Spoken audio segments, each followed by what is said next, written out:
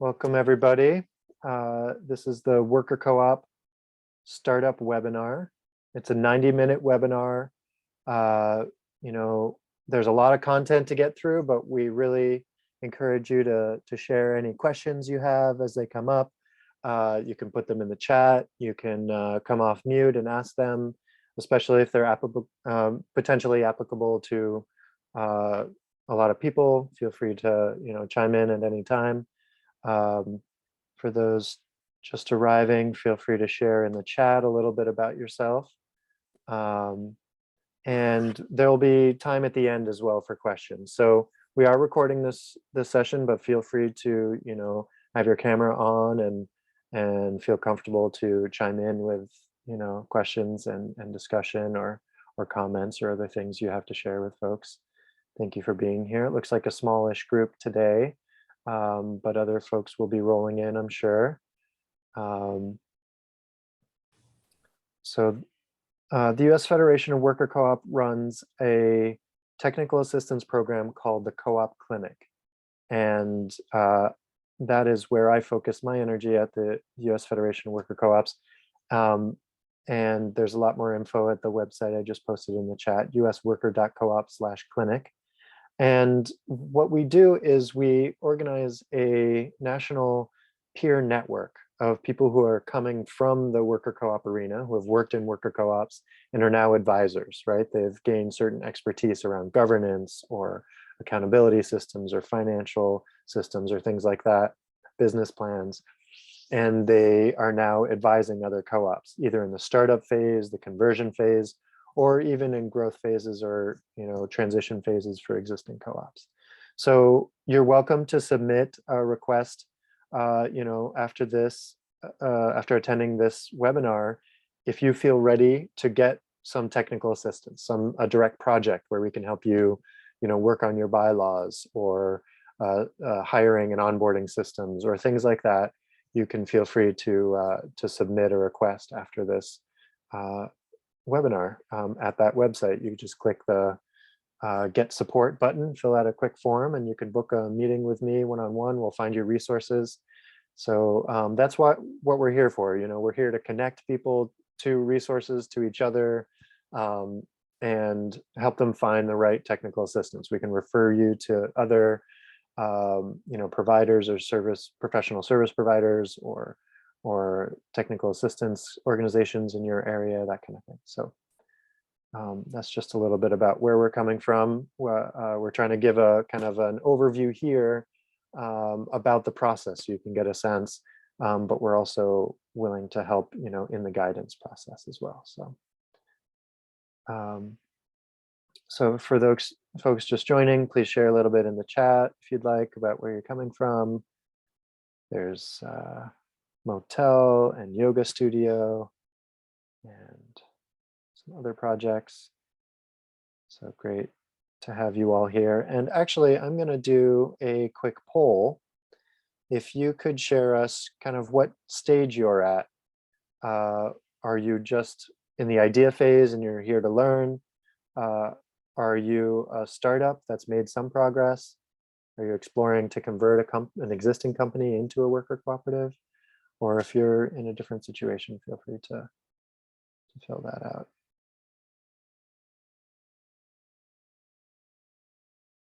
So today we'll be covering all sorts of things that are to be considered as you start a worker cooperative or convert to a worker cooperative. A lot of this is pertinent.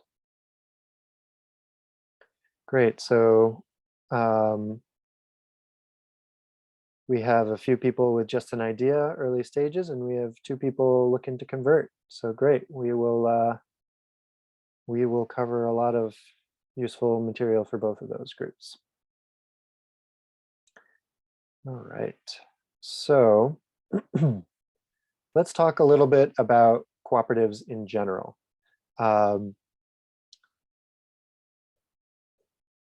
Cooperatives could be organized many different ways. This is one way we like to organize them.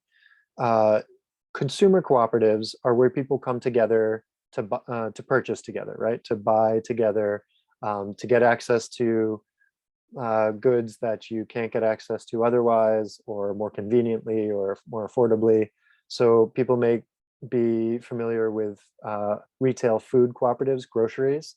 Natural food stores are often consumer cooperatives. If people come together and purchase housing together in co-housing or a collective house or a cooperative house of some sort, cooperative housing is a type of consumer cooperative as well. If you're part of a credit union or have credit unions near you, that's kind of the most prolific consumer cooperative around.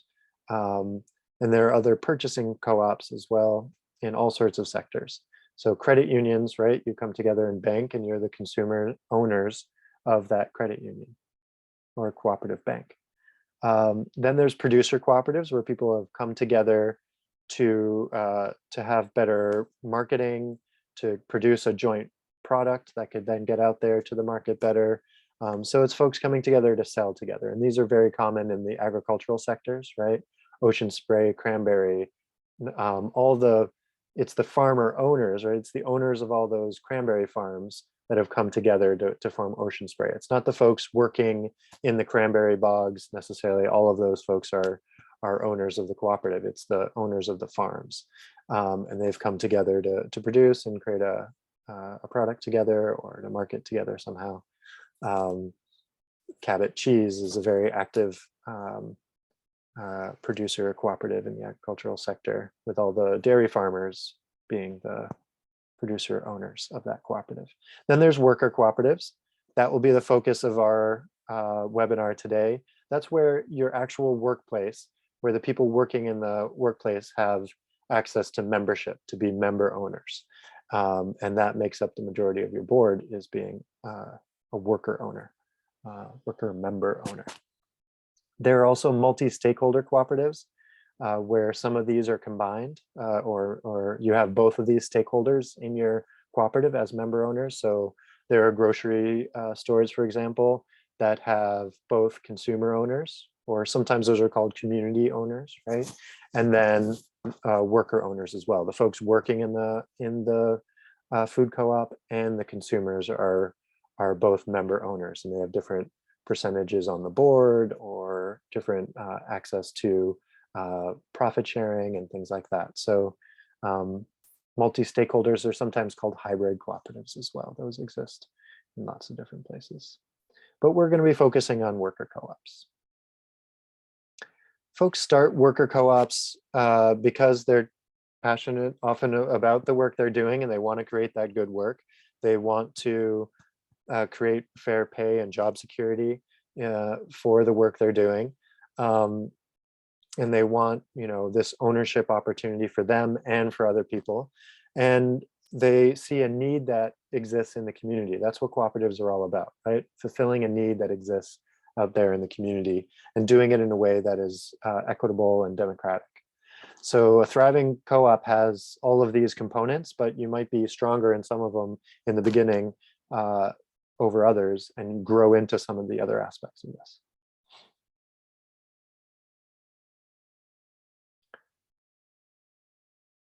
All right.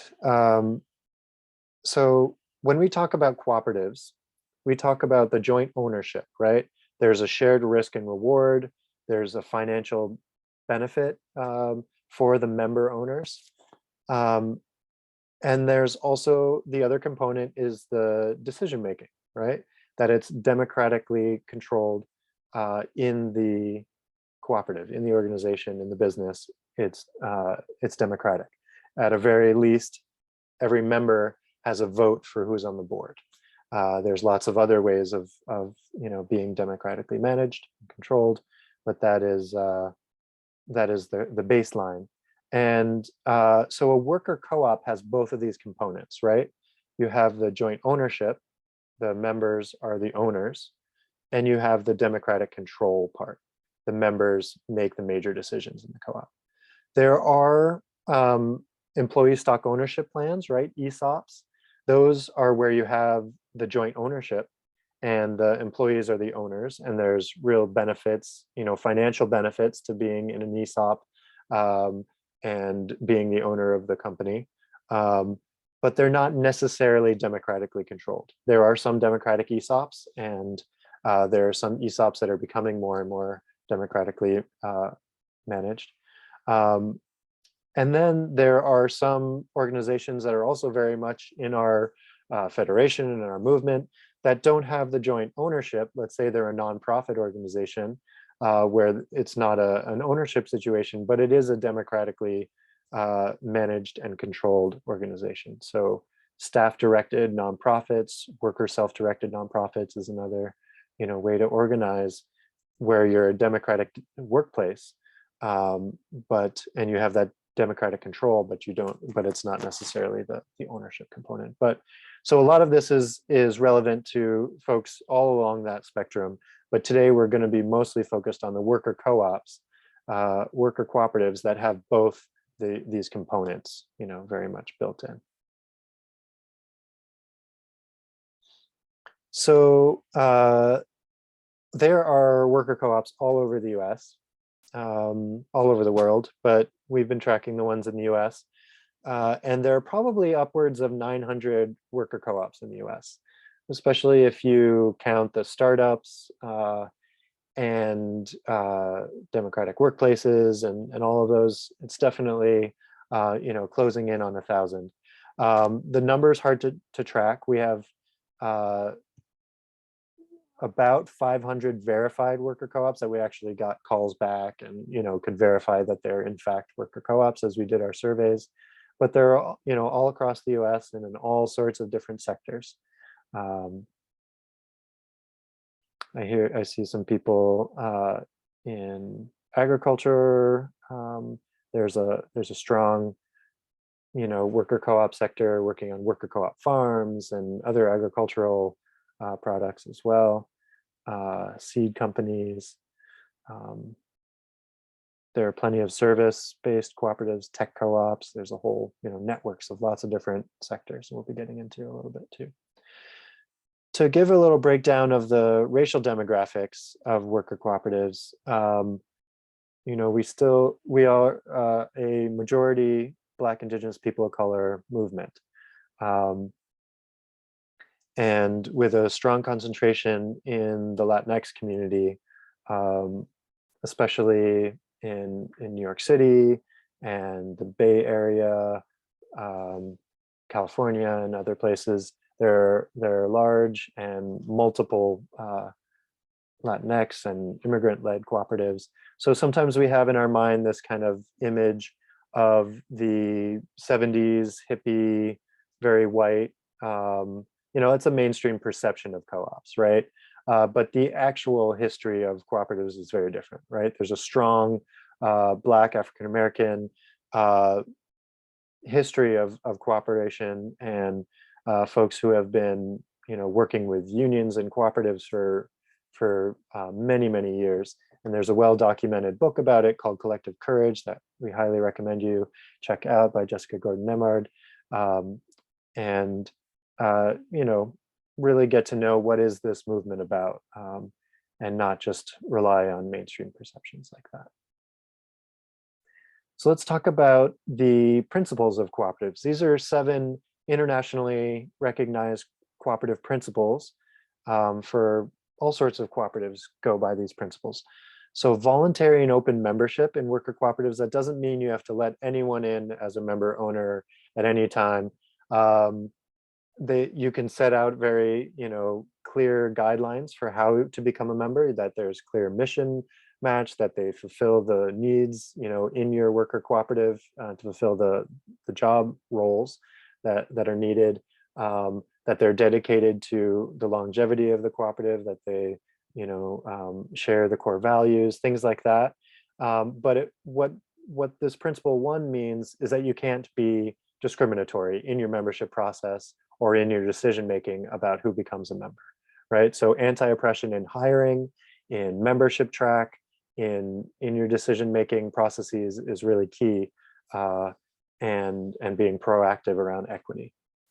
The second one we talked about, democratic member control, where members have a say in all the major decisions, right? This could be by consensus, modified consensus, voting, dynamic governance, consent-based processes, whatever you use as your decision-making process, that it's democratic and that it, members at least are able to elect their board, or sometimes, are involved in every major decision, all the members in a collective kind of situation.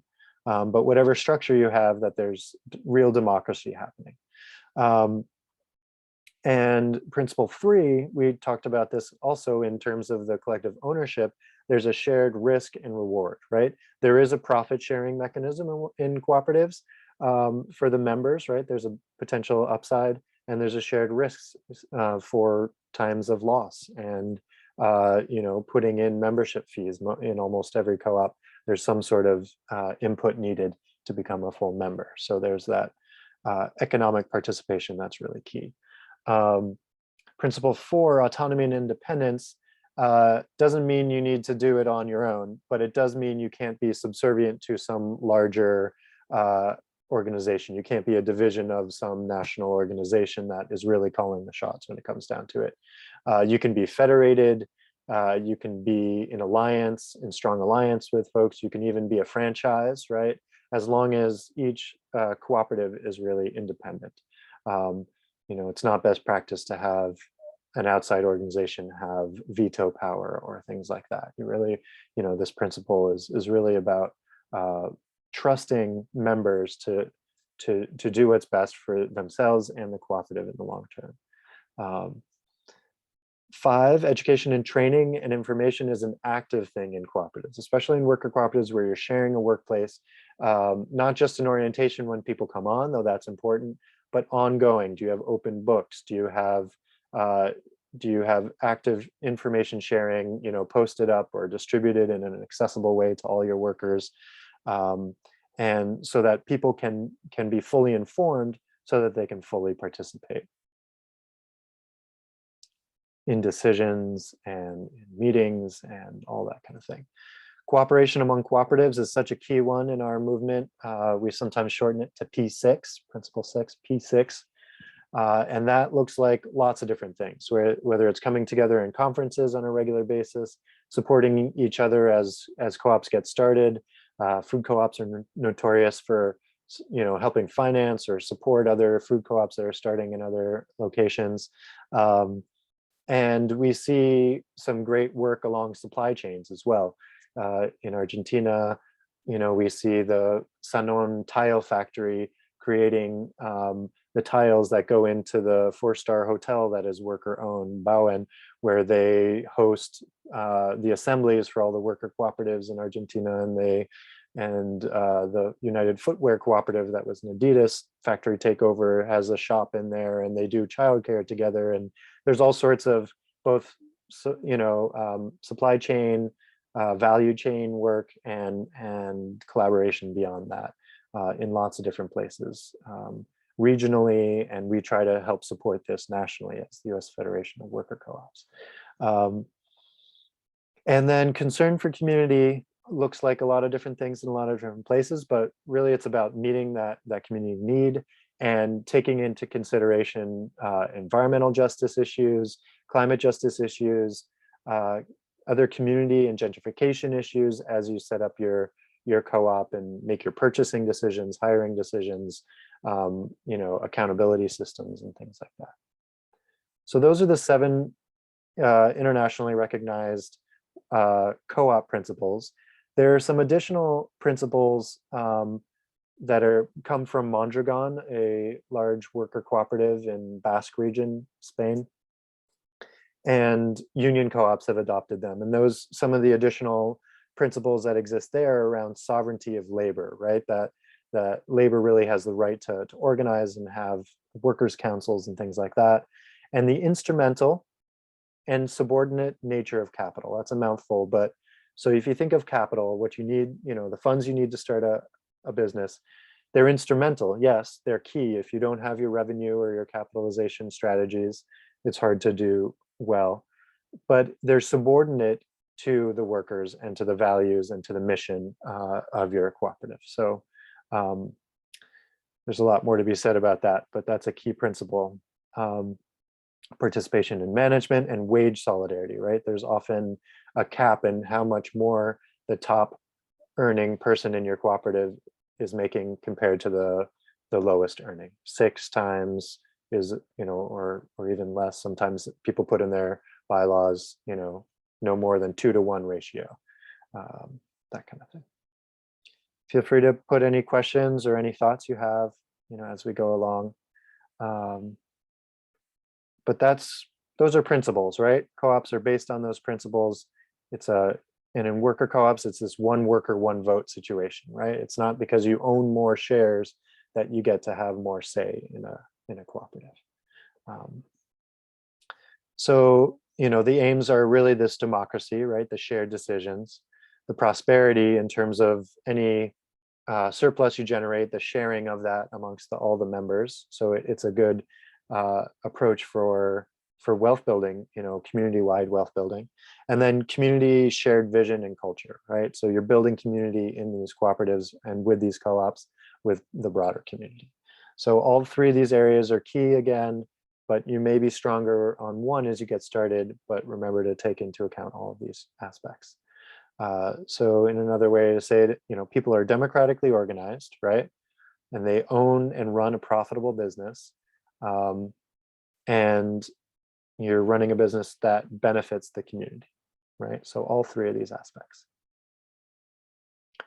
To give a little example of this, well, there's so many examples, but to give one, I'm here in central Massachusetts, and in Boston, just east of us, Cero is a great example where people came together out of involvements in worker centers and brown and black coalitions that were organizing for workers' rights, and came together with climate justice folks right as Boston was requiring food to get out of the waste stream. And so they started a compost collection company. They have a fleet of trucks. They collect from restaurants and other places in Boston and do the composting. So they have a mission where they've all come together that benefits the community. They've run a business that's profitable and people are taking home profit shares, and they organize it democratically, even across language and race and class that have divided people in Boston for years. They've come together and tried to overcome some of those issues and run a democratic business together. There's many other examples, but let's talk a little bit about conversions. When we talk about conversion, we're talking about an existing company, like 2 of you at least here have an existing company and are looking to convert it into a cooperative, right? It may be an LLC, it may be a sole proprietor, maybe a C corporation, an S corporation, those kind of things. And you want it to become a cooperative. Well, this is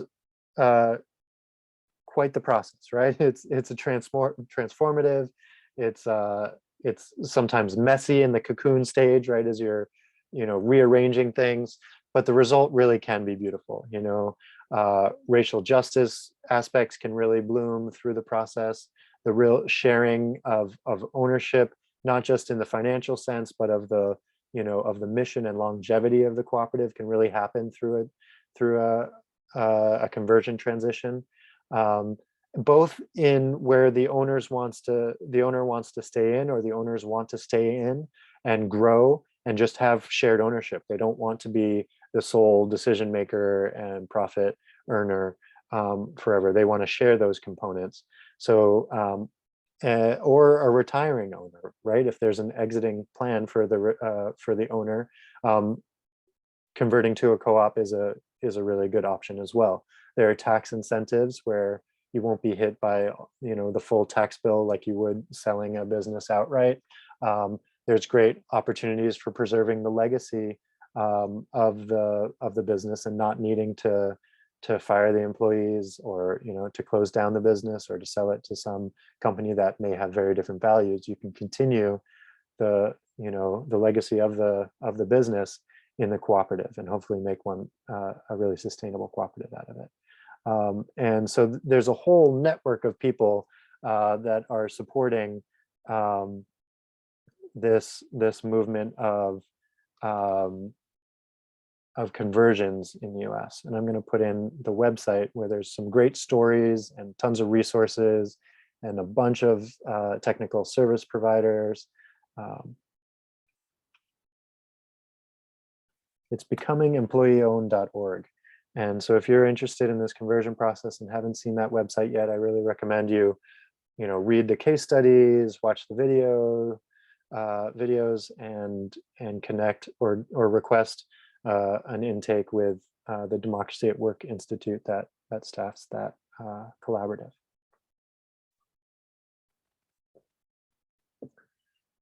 So there's a lot we're focusing on startups today, but there's a lot that we'll be talking about that is relevant to conversions. The main difference is that there's lots of differences, but you're creating a team to convert an existing business out of both workers and owners.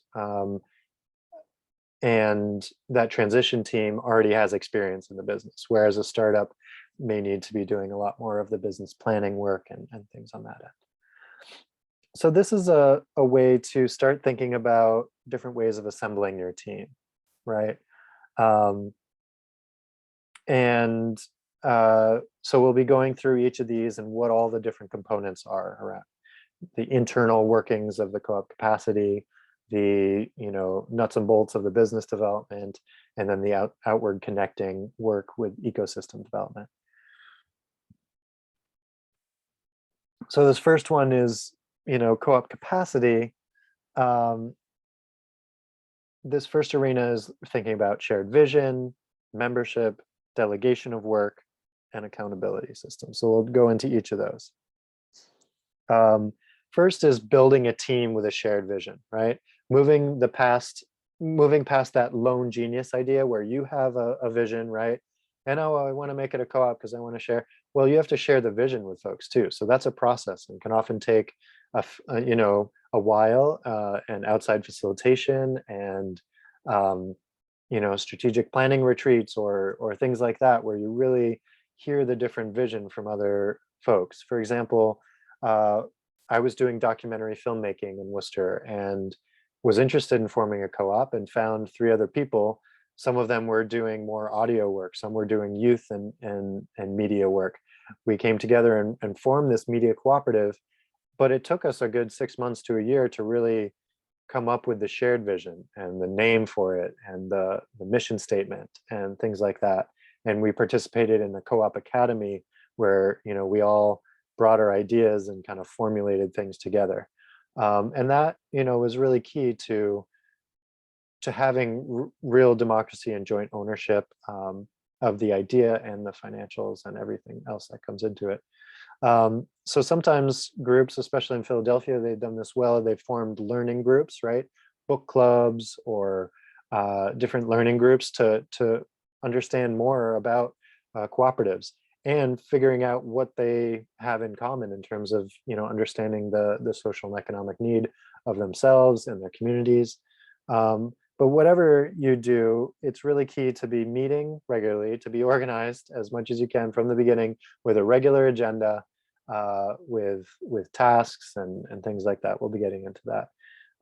Another example is Riquezas del Campo, and they came together around a worker center, right? They were organizing against wage theft and things like that. So they had some, solidarity already. But they realized when they came together, they're mostly Central American folks, that they had experience in agriculture, right? So they formed a worker co-op farm, and but took a gradual process along with their worker center that was supporting them and other technical assistance providers we supported with the US Federation too. And we, and they really came up with a broader vision and the nuts and bolts of how they were working. But it took many meetings and a real dedication to that democratic process. So let's hear a little bit. Let's do another quick poll about your team. So if you could share a little bit, if it's just you, and you're just potentially looking to build your team soon. Maybe there's 2 of you. Maybe you already have a core group. maybe you already have a pretty decent sized large group.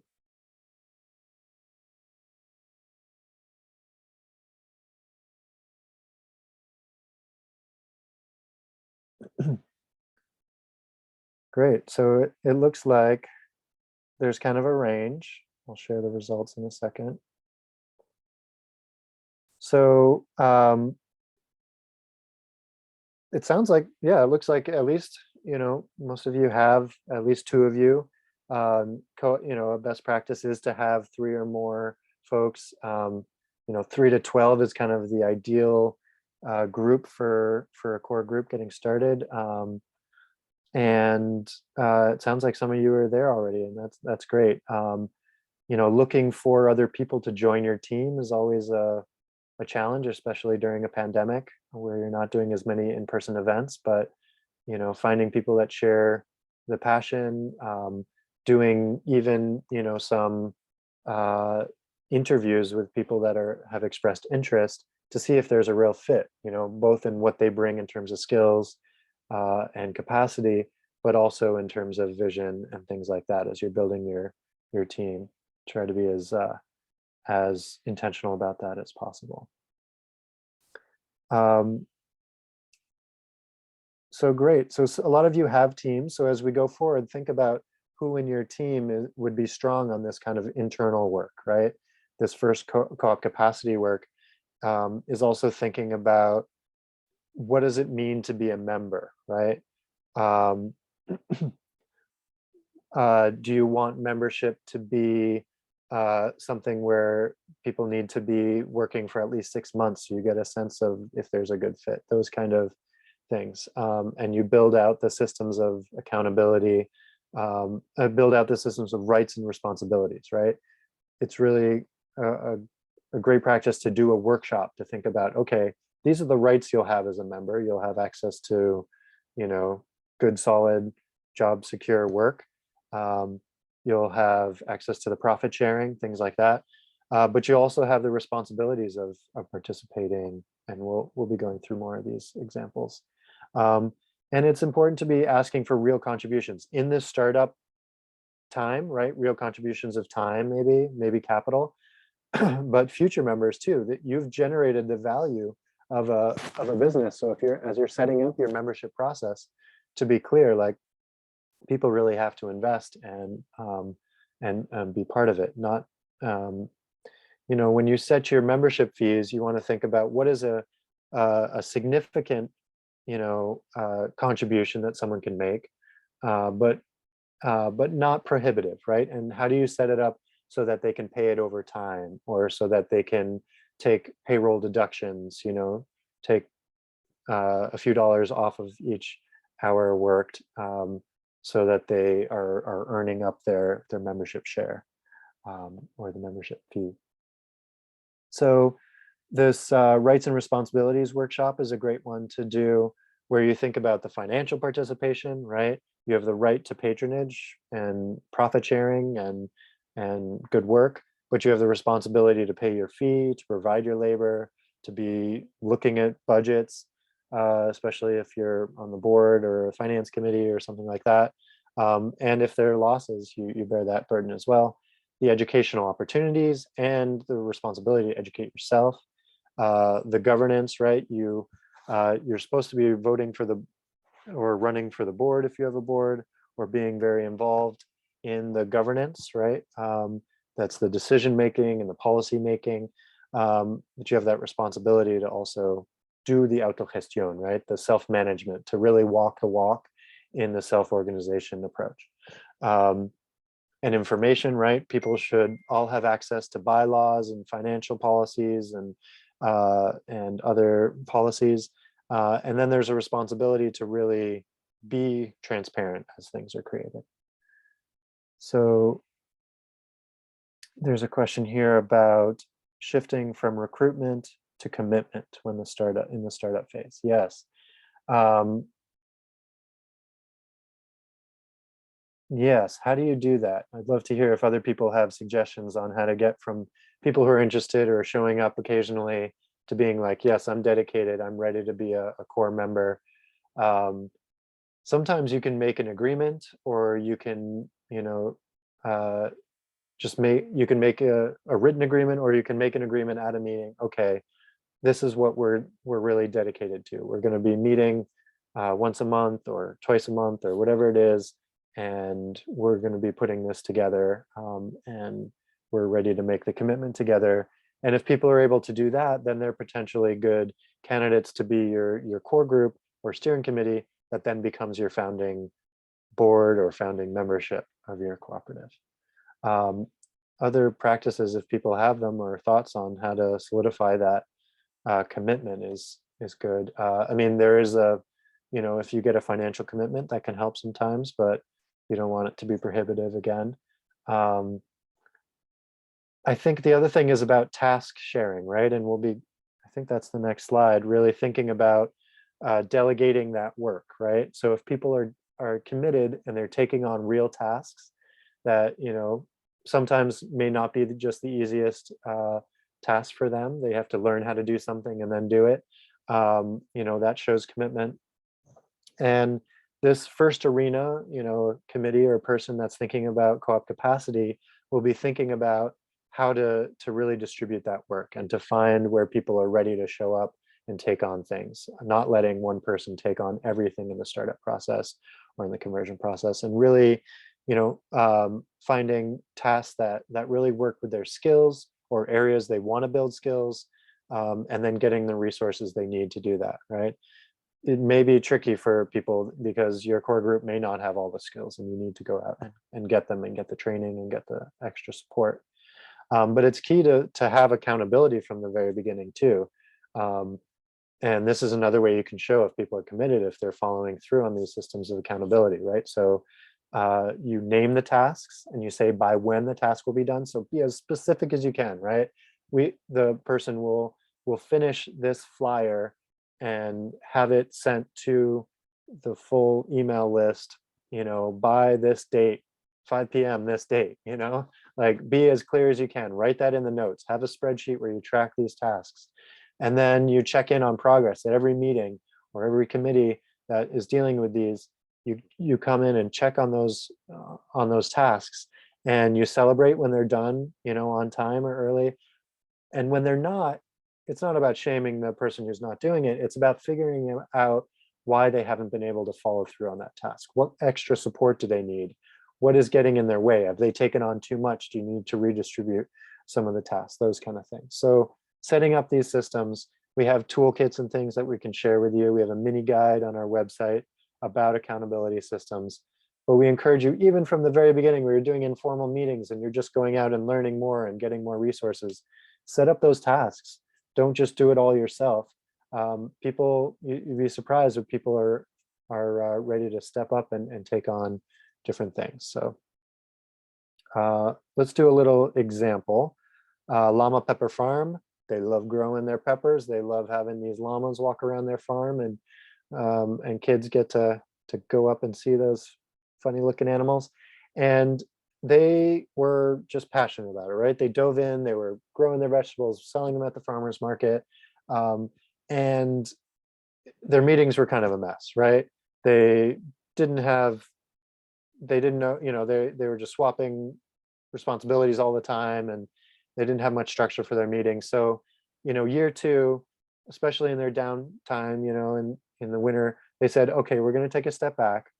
We're going to set up real systems. We're going to create real systems of accountability. They went through these guides and they figured out what worked, specifically for their co-op. They came up with job descriptions and who could fill those. They started with what they needed and then who could fill those. They weren't just like, I feel like doing this today, and so that person got that job. They were like, what does this business need to succeed, and who will fill that role? And if we don't have someone to fill that role, how are we going to get someone to fill that role? And then they set up work plans for people. They set up systems of peer evaluations. They were a collective, so they weren't going to have like a supervisor evaluating them, but they did want to evaluate each other. So they set up regular peer evaluations and were giving themselves each other feedback on how they were doing on their work and how they were participating in the creation of the co-op as they got started. And they had this, those task lists. They even came up with a full grievance policy. What happens when someone's harmed in the co-op? They know who to talk to or how to bring in a mediator or things like that around grievances. They figured out suspension and even removal of members. That's a key one, right? And a hard one to do when you're starting with people you really respect or friends. But knowing how to remove someone that's harmful to the cooperative is key. They even set up some mentorship for new folks going forward. Then with those systems, they had much more effective meetings. And year 3, they had so many peppers to take to market, and their llamas were so happy and spat in their faces all the time. It was great. So that's the first co-op capacity, the internal workings, right? So feel free to share any other thoughts you have on team building. That's so key. If you're doing a conversion, right, finding who's really dedicated to learning about co-ops and taking the whole company to a cooperative place, right?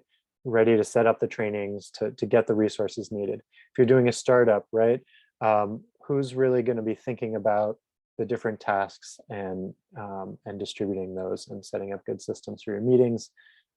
They don't need to facilitate every single meeting, but they need to make sure that there's systems for making decisions and doing good facilitation.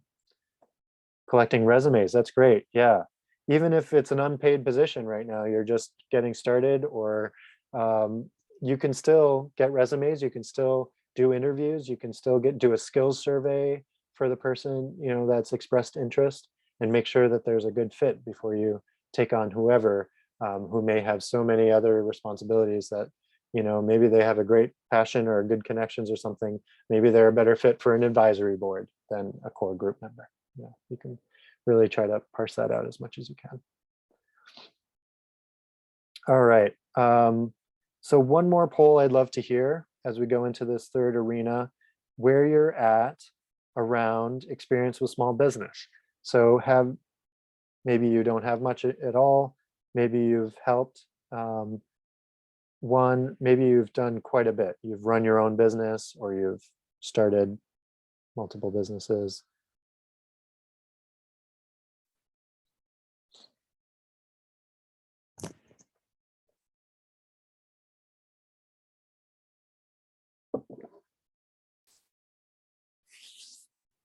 Great, there's a whole range here today then.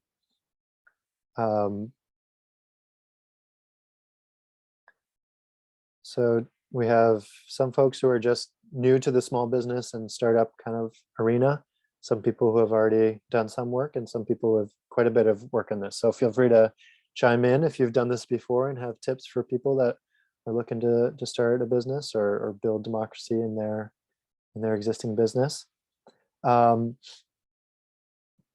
And there's a lot of resources out there for small businesses, right? And we'll be going into that a little bit. But this second arena is really thinking about value for customers, legal forms, you know, incorporation statuses and things like that, where you're going to access capital, and what's your management structure going to be like. Excuse me, we're going to be going into each of those. So creating value, right?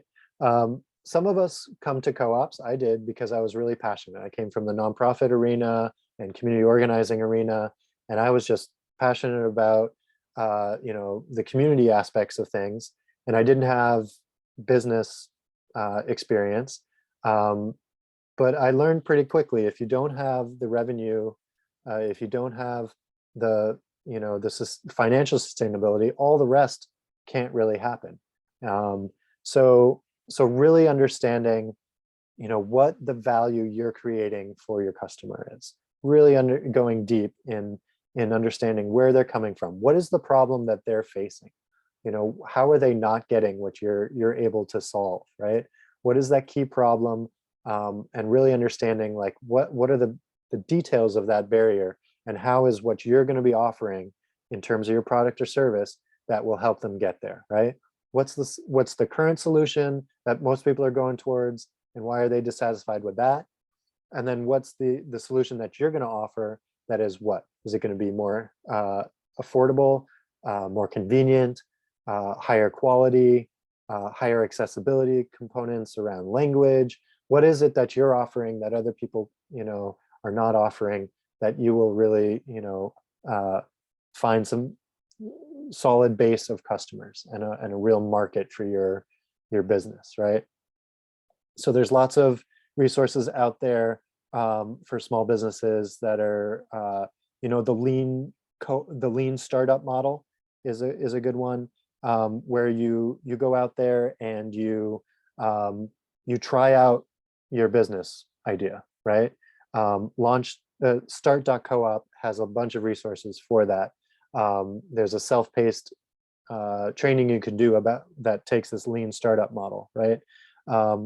And adaptations of the business model canvas, which is a great way to see how the different aspects of your business interact with each other, that kind of thing. So get go out and try it, survey your potential customers to really understand where they're coming from, try it out, adapt, and you don't have to spend a ton in marketing and advertising. In fact, there's some great resources out there. There's a book, Marketing Without Advertising, and just pasted the link here, where you can find ways of doing referrals and building on existing networks you have to really build up your market base. It's really a good idea to do a feasibility study, right? To really get an initial sense, is there a market for your product, right? And do you have what it takes to get into that market? So sometimes we're so focused on the passion of what we want to do, right? And that we intrinsically know that there's need out there, but we really need to know that and have concrete data that shows that what we're providing. And this is secondary research. You want to do, where's the market trending, right? Is everything becoming digital in your arena, and is that going to affect what you're doing, and will you need to adapt around that? That's secondary research. Is your industry growing or shrinking? How are you going to find your product market fit in a reasonable time to be able to be making money? And you also want to be doing that direct primary market research, surveying your customers, getting some feedback already. So, events where you can get feedback on it, focus groups, all that kind of thing that goes into to understanding your value that you're bringing to the customer. So the startup process, right? This person might be guiding the different aspects of the startup process, right? Wouldn't it be nice if it were actually what we thought it would be, this linear, right? You go from an idea to team, business plan, set up your policies, you form your legal entity, and you're in operation. Wouldn't that be great? We've found that it's much more often something like this, a little messy, right? You build your partial business plan after you have your idea, you're continuing to build your team, you have some of your governance documents, you come back to your business plan, you're in partial operation to get some feedback, you're in this lean kind of startup mode, you're building out your marketing plan even more, then you form your legal entity, and then you raise additional capital, and then your policies are actually finally in formation, coming together, and then you rebuild your team and you rework your business plan. And the iterative process and the overlapping components is okay, and it can be a good thing, right? Especially if you have a team working on different things at the same time. But just know that it's not a straightforward linear thing, and don't get overwhelmed, because there is a lot to do as you form an entity, form a business. So then this person will be thinking about the right legal entity for you. Maybe if you're one of the folks here that is converting an existing company, if you already have an LLC, maybe you're thinking, oh, a new fresh start with a new company, a cooperative corporation, we have that statute in our state, and it would be great to use that, right? Maybe your LLC already has a bunch of contracts and loans and existing things that would make that really hard to switch the legal entity, but you are able to switch your whole operating agreement, right? And you're able to name new member managers and owners of your business. And that's what it takes to convert it. Maybe you're in the startup phase and you're considering, okay, our state has an employee cooperative corporation statute or a worker cooperative statute, And that seems really good because we want that to be locked in. We want this to be a co-op for its entirety, right? We want that to be straightforward, to be taxed as a cooperative and things like that. So we're going to use that cooperative statute. Maybe you need the flexibility of an LLC, right? An LLC, a limited liability company. Both of them provide this protection. So your personal finances are on the line as much when you form the legal entity. That's a good reason to do it. The other good reason to do it is that you're sharing any, the assets that you're purchasing or creating are shared by the legal entity, and it's not in one individual's name or that kind of thing. So there's a lot to consider when you're thinking about legal entities, right? C corporations are used for co-ops all the time. You just have really co-op bylaws. LLCs are really good for industries or folks that can't be treated as employees. You have to be treated as worker owners.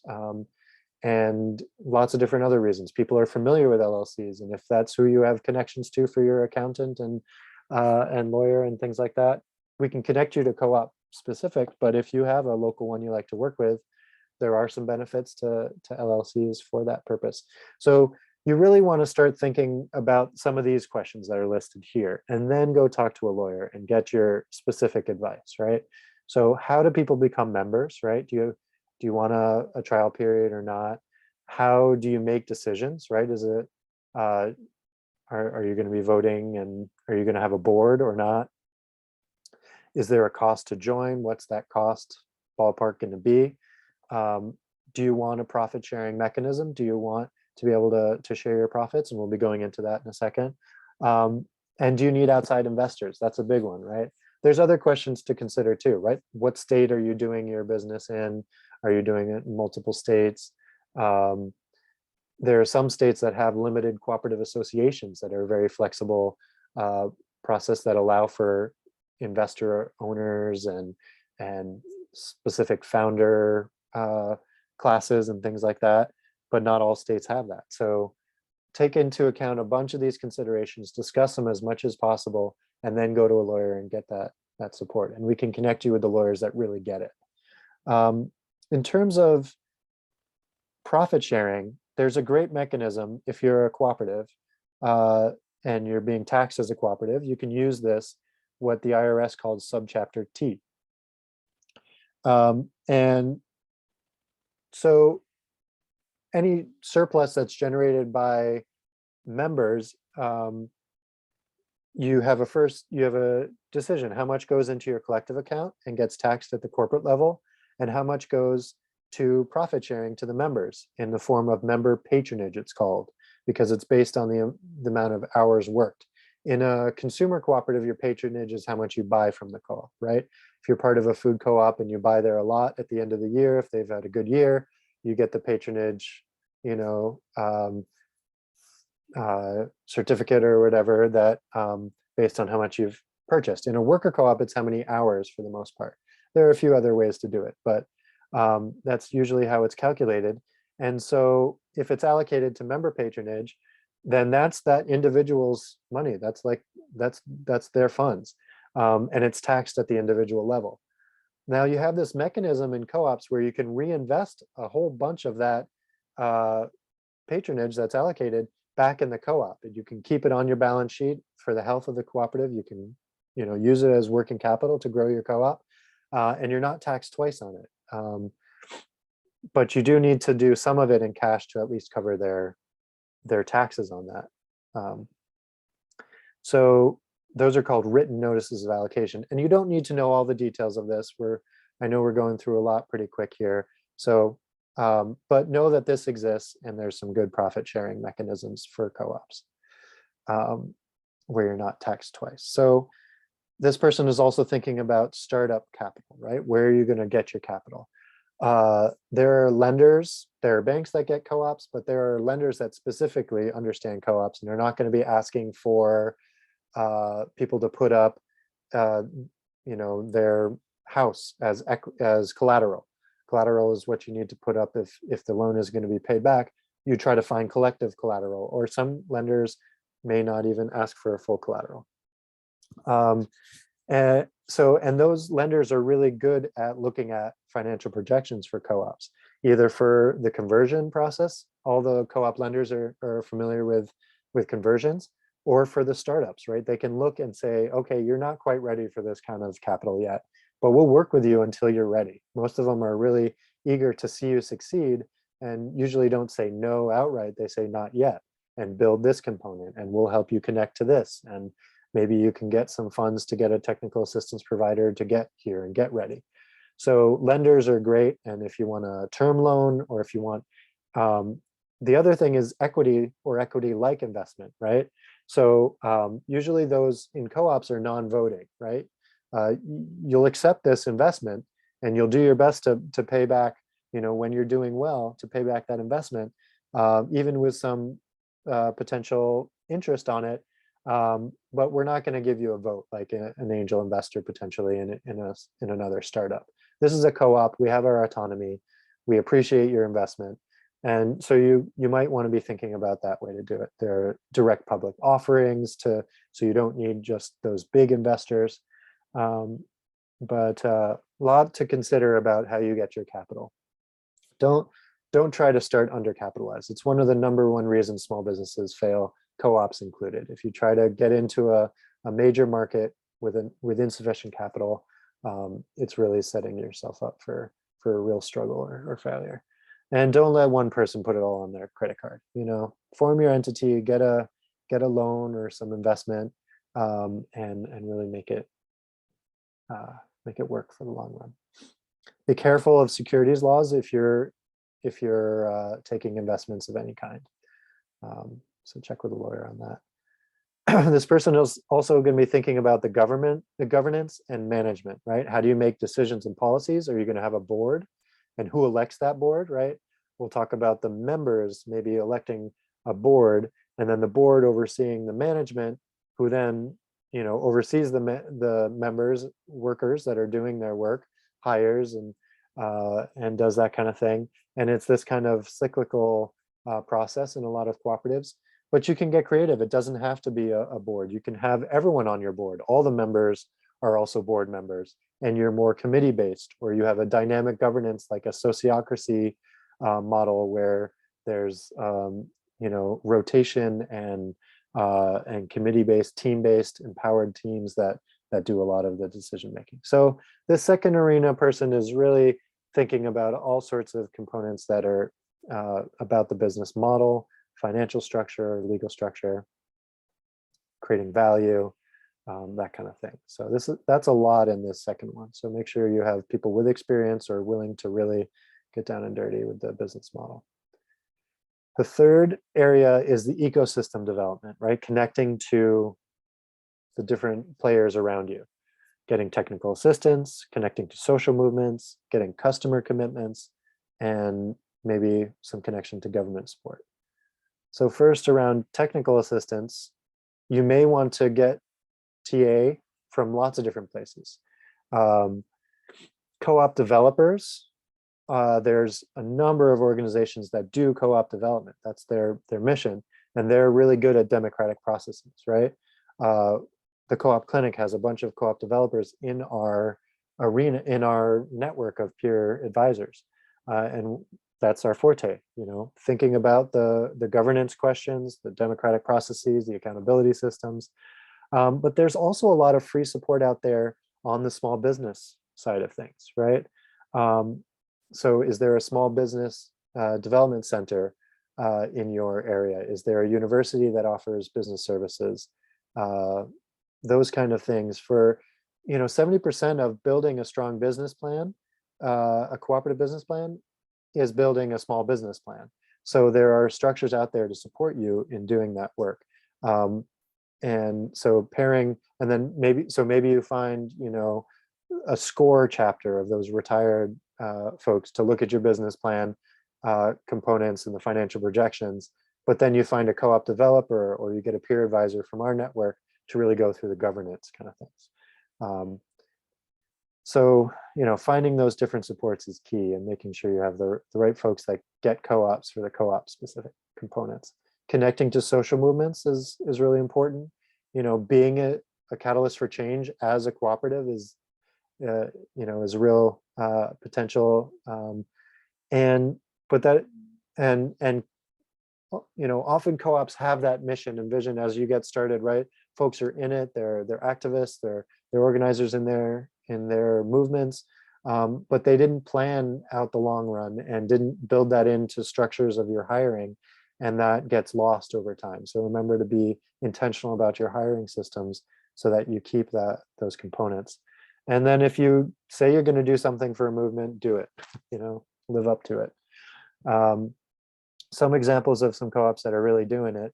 Cooperation Jackson in Jackson, Mississippi, come from a whole, long history of Black liberation movements, and they're working with the Black community there to build, a bunch of co-ops that are built together in an ecosystem that are, trying to lift the power and financial capacity of their communities.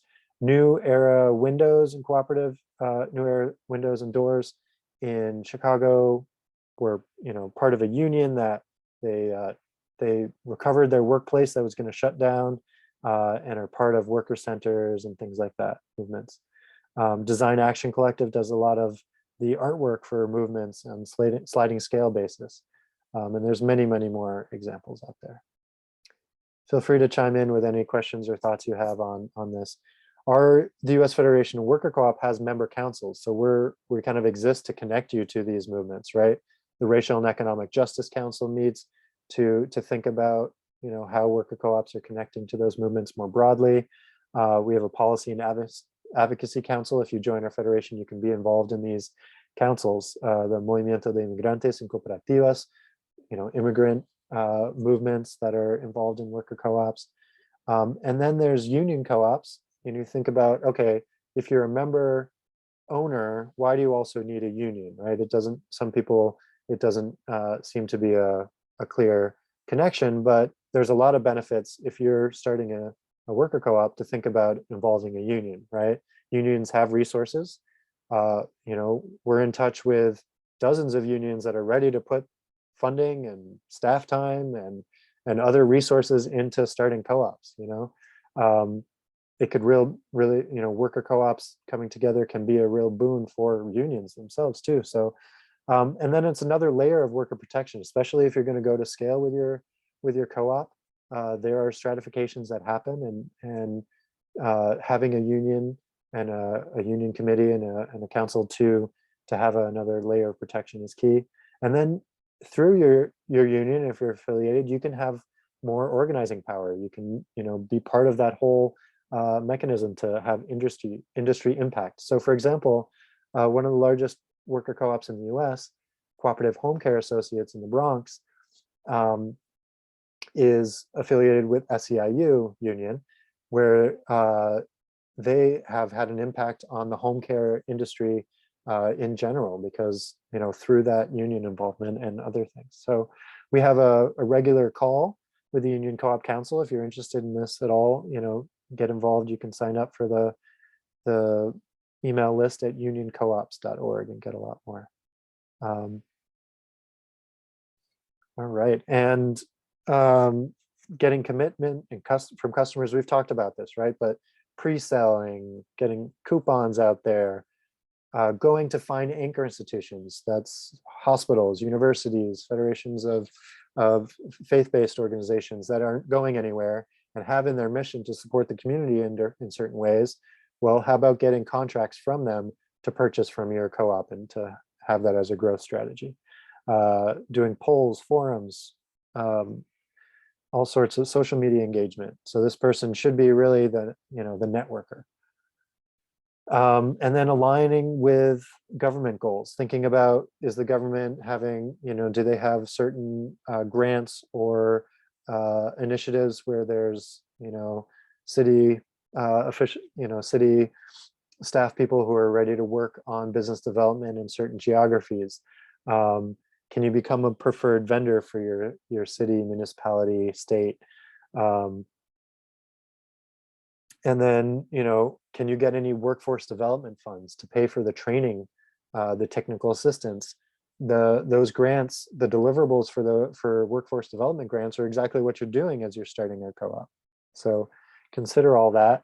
And so those are kind of the three general arenas that we like to organize all the work of starting a worker co-op into. Of course, there's overlap, but start thinking about who in your team might be good at the internal stuff, or the business components, or the ecosystem components, right? Maybe the internal person is really good at group process and facilitation. Maybe the business person really loves the spreadsheets and the financial projections. Maybe the ecosystem person is really the mobilizer. One more way to look at it, right? If you have 3 people, maybe you could assign one person to each of these arenas. And the internal capacity person is really around communication and workplace democracy, membership.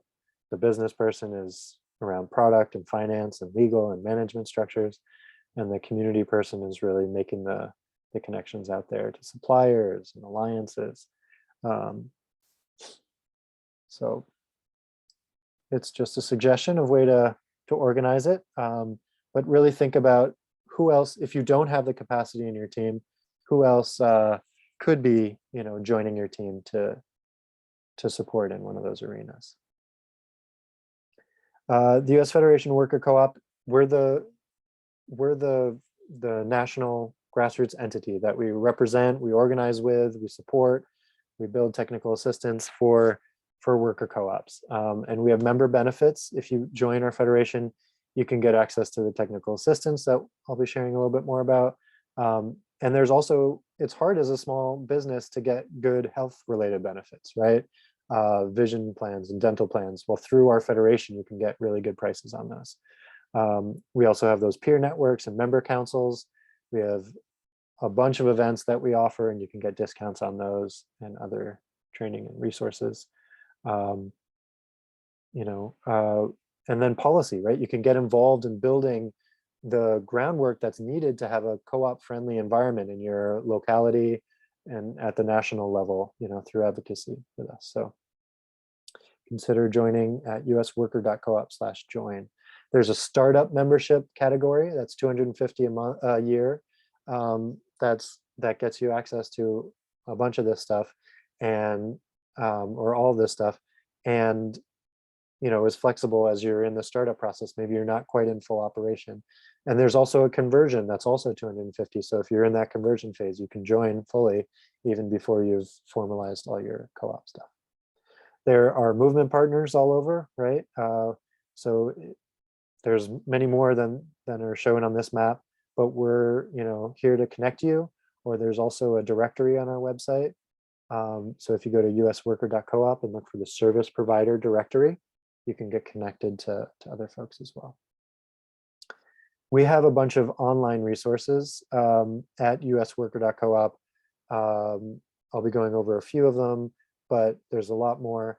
And Sustainable Economies Law Center has a lot of great legal stuff at cooplaw.org or theselc.org. I'll put that in here.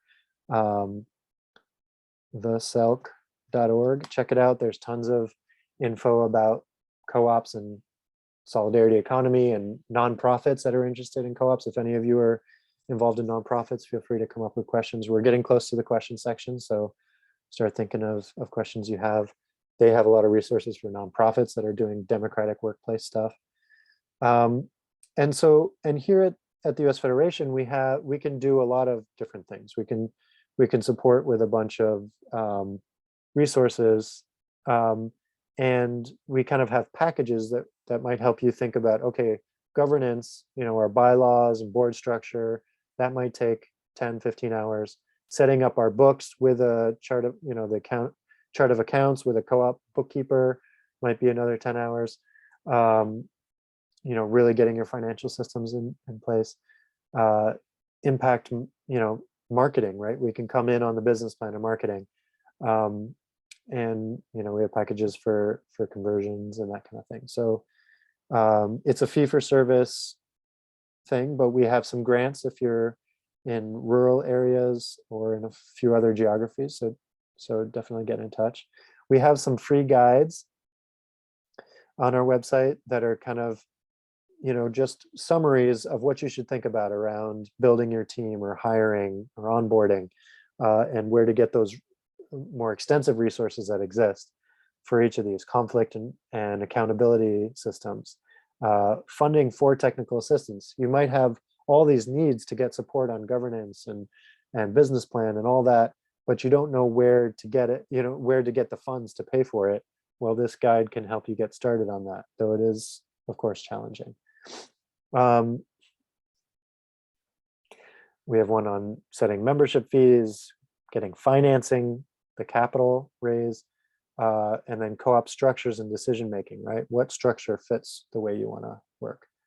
Again, if you're in a USDA rural area, that means not in a metropolitan area or adjacent to one, we can cover a lot of the cost of the technical assistance. We can provide you an advisor, on our dime. So definitely get in touch. And basically how it works to be involved in the co-op clinic, you reach out, right? You go to either email us at clinic@usworker.coop. That's how you can reach me anytime with any follow-up questions. Or you can go to the usworker.coop/clinic. And there's a button, like I mentioned in the beginning, where you just say get support. You fill out a very short form and you immediately get my Calendly calendar booking thing, and we set up a half-an-hour call, and I hear where you're at with your co-op. So this is when you're ready to get technical assistance. You have a team in the works and you're ready with some specific questions or technical assistance needs. Fill that out.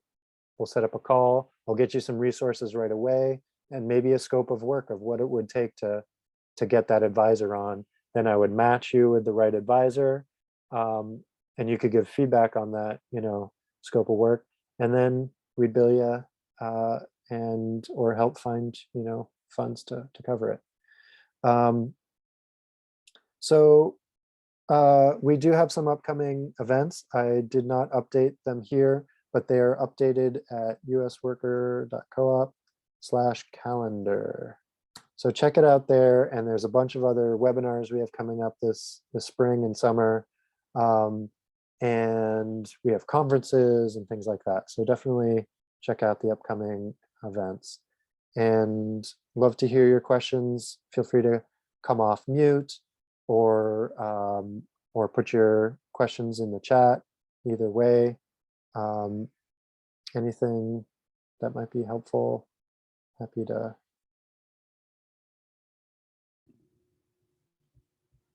Go ahead, Sarah. Hola. Hola, soy Dilcia Molina desde Virginia. Solo una pregunta, ¿alguna posibilidad que nos habían dicho que había posibilidades de tener este mismo tipo de webinario en español? ¿Existe esta posibilidad, Matt? Sí, hacemos este webinar 2 veces al año en español. Y no me acuerdo ahora la fecha de la próxima, pero sí, con mi compañera de trabajo, Ana Martina, lo hace en español todos los mismos recursos. So we're talking about doing the same webinar. We do it twice a year in Spanish as well. Y también lo tenemos grabado y podemos mandarle la información. Entonces me puede mandar un email ahí y le puede mandar la grabación. We can also send the recording of that if you can't make one of those. Es que para el día de hoy nos habíamos registrado varias compañeras, pero queríamos que era en español, entonces dijimos, bueno, entonces si no es en español es más difícil. Ok, le puedo mandar la fecha de la próxima. Ok, gracias. Any other questions? Go ahead, Sarah. I think you're ready with one. Yeah, I actually have a pretty technical question. I don't know if you can answer it. I own a motel and a restaurant with my romantic partner, my life partner, but we're not legally married. And then one other coworker who came on board right from the very beginning. And I want to initially form the co-op without making anybody pay me for it. I'm the legal owner because I had some capital. I didn't, it doesn't make me more, I don't know, that doesn't give me the right to own it more than them. They've worked as hard as I have. But I think for my partner and maybe for the other core owner, eventually once we start bringing on other people as we grow, they might want some kind of payout. So my question is, could I do like a legal sale where the actual payment of the sale is deferred and maybe not even like legally enforceable, like maybe some clause about like a good faith effort? And would that be enough to cover me? Because I know for like, sometimes for tax purposes, you can't just give something away. Like I know I've had to check a box on a form that said, did you give anything away for less than its value or whatever? You know what I mean? Like I want it to be like a real legal sale. So those are the big questions that I have now. We've pretty much decided to do it. We just have to figure out how to structure these things. Yeah, there are some great supports to help figure out the details of your deal, right? I can say some general things, but it would be a lot more of understanding of where, you know, the details before giving specific advice. But yes, you can sell the business for less than it's worth. It is best practice to get some sort of outside valuation so that, you know, even if the sale is clearly a discount, you can prove that. and and a sale of some sort is almost always the best way to go, not only for the, you know, financial reasons you're mentioning, potential future payouts for other founders and things like that, but also because then, you know, employee owners feel the real ownership, right? They've made that commitment alongside, you know, others that have already made that investment. So, you know, getting a valuation, doing some sort of sale, the sale could be owner financed, you know, very nice terms. You know, you don't have to charge interest. You know, you can set the terms that all parties agree on. It can be, you know, very much deferred, that kind of thing. You can set that up, or you can get a loan involved, or a combination, right? Most conversions have some sort of combination of, you know, other outside capital, whether it's from a loan or the other members buying in, and owner financing, right? Yeah. We're in such a rural setting. So town of 170 people, 100 miles from a grocery store. No banks will loan on any properties in our community because there's no meaningful building inspections in place, and our property lines are completely effed up. So everything in our community, you either come with cash or the owner carries the note. So I don't think I would ever be able to get any kind of outside funding. Well, but I feel like I can do it. I mean, as the owner, I feel like I could carry the note for the co-op on really favorable terms. I just would want to make sure that that still constituted a legal sale. yeah, and that's an important thing to check by a lawyer for sure. And there are lawyers out there that really understand this conversion process, you know, and have done many conversions. Sharedcapital.coop is a lender that really gets co-ops, right? So maybe none of the banks will go anywhere near you, like you're saying, but Shared Capital does, you know, lending and all. Unless you're in the New England area, then you go to Cooperative Fund in the Northeast. But Shared Capital is a good go-to place that gets that, you know, other banks don't understand this conversion thing, don't understand co-op thing, and they might be a good lending partner. Maybe you don't need it, like you're saying. Maybe it can be fully financed by you and your partner, and you can set those terms and, you know, change the bylaws or operating agreement to really make that final and have a note. It really does depend on a lot of other factors that we would have to go into in kind of in depth. But we, you know, being rural, there are rural cooperative development centers in a lot of different places that potentially could support you and cover the cost of their technical assistance. So definitely reach out for that. Any other questions or follow-ups if you have, Sarah? That's fine. If we do this, what is like the minimum I should have in my head before I do this 30-minute consultation? I mean, I don't want to waste your time. So you should have a pretty strong idea of what your product or service will be, what your, okay. you know, your general business model will be. Ideally, you have a team or one in the works or a process to build that team. And you have a clear, somewhat of an idea of what kind of technical assistance you need at this point. Even if you're in really early stages and you want help on your business model canvas and things like that, feel free to reach out. Okay. If you're just in the idea stage and you're testing out a bunch of different ideas, then maybe you want to bring another person to one of these webinars next time, or go to another event that we're offering as your idea solidifies, and then reach out for a consultation. Okay, thanks.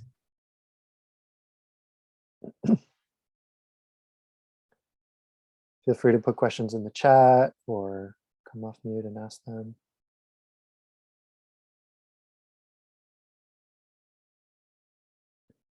Is anyone here considering grants or nonprofit structures or relationships with nonprofits? Because there's a lot to be said about that.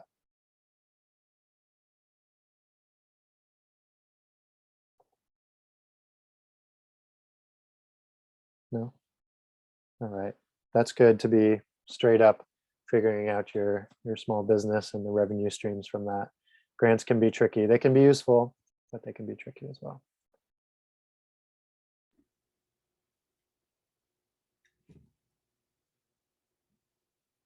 Yeah. Okay. Let me just address this in the chat, and then Sarah, if you have another question. Being in a state where there's limited legal resources, yeah, that is tricky.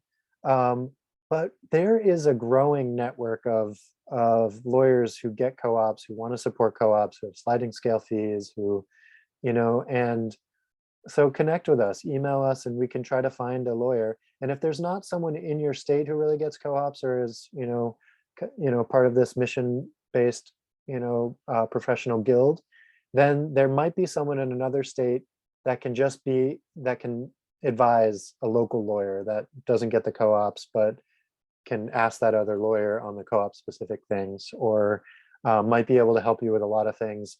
If you're, choosing the LLC, there's a lot that are very cross-state. A lot of what you need legally can cross state lines too. Yeah, and you can choose a different state, but I know there's a lot of cumbersome things about choosing a state where you're not doing most of your business too. So, really a lot of, even if there's not an established cooperative law in your state, if you do a C corporation or LLC and have all your bylaws and operating agreements as co-ops, you can really get a lot done that way too. So don't think that just because there's not a lot of precedent in your area or your state that it can't be done, because there are co-ops out there, there are lawyers out there, and there are co-op developers out there to help you get it happen. And it is trickier if there's not, someone else's bylaws, right, in your state with the same kind of, thing. It is, you have to do a little bit more work, but it's not impossible. Sarah, did you have a follow-up, or anyone else? Well, when you're talking about grants, I don't think we need to utilize grants for the conversion process. But once we move through that and we've got our cooperative up and running and it should be profitable, the businesses are profitable already. The point of one of the many points of cooperating in this small town is really to save it because it's dying.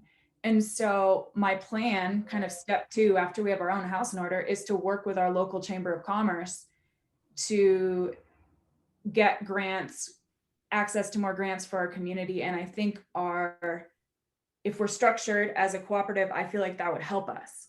And then obviously, I'm in a really, really rural area. So our chamber of commerce is of course going to be very, very conservative.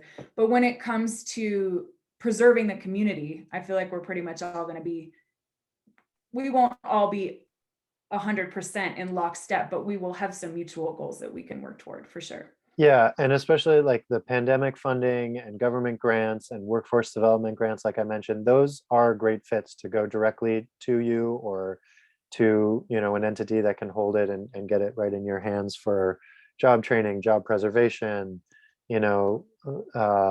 technical assistance for growth or a business plan or feasibility study. All those things are great to do. I was mentioning grants around some of like maybe mission-based cooperatives that are, you know, more closer to the nonprofit arena, like maybe you're doing an agricultural education program that is, you know, some education, some growing.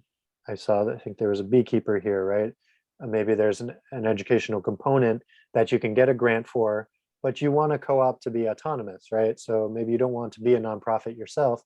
Can you get a relationship with a nonprofit that's doing education work? They can hold the grants, be the fiscal agent. You have an agreement with them. Be really clear on that agreement before you start getting those grants as much as possible is our suggestion though. You know, don't let yourself become all intertwined around membership and branding and all those kind of things, and then have really sticky situations later. But yeah, there's a lot that could be said about grant funding. Any other questions or thoughts you want to share in the last couple minutes we have here? Yo nuevamente, Dilcia, Matt.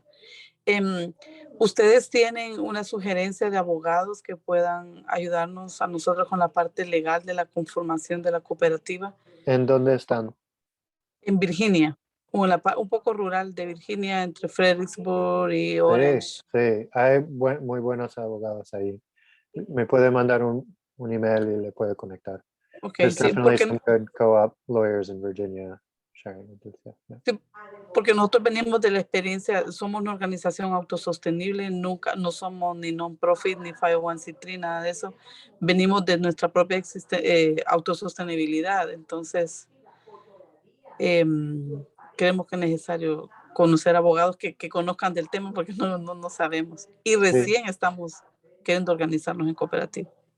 Qué bien, sí, claro que podemos conectarles con Gracias. abogados y otros grupos que pueden como hablar con ustedes sobre los temas antes de sentarse con el abogado. I just want to reinforce that point too, like going straight to a lawyer before you've talked to other co-ops or other co-op developers can be tricky, right? A lawyer might guide you in a direction just because that's what they're familiar with, unless, you know, it's a lawyer that really gets the process. So try to answer questions as much as you can beforehand, and have these conversations with developers. A co-op developer or one of our advisors can help you prepare the questions and be present at those meetings to help make sure that, you know, they're considering real co-op stuff and aren't guiding you just in the kind of easiest, most legally, you know, efficient way to do things. Yeah, and other co-ops reaching out to, okay, that's a good point too. Like if you're in an industry where there's other co-ops, look on our website, there's a directory, find them, ask how they did it, ask for their, you know, business systems. I bet, you know, a lot of them are really eager to share their information, you know, that cooperation among cooperatives kind of thing. They're less likely to see you as a competitor than another company. And you can ask about co-op specific things to those folks. So we're happy to connect you too. If you do a, you know, email me, I can just connect you with other co-ops in your industry or area. Well, thank you all for participating. We do this monthly and we do it a couple times a year in Spanish. If you want to bring someone else or send them along, we have webinars coming up on founders issues and sweat equity, compensation, and what else? Accountability and lots of different topics. So check them out and stay connected. And thank you for your time and have a good rest of your days.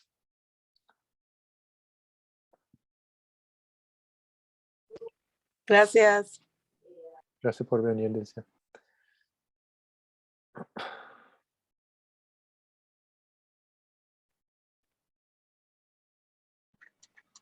Thank you so much. Very important information. Thank you for coming.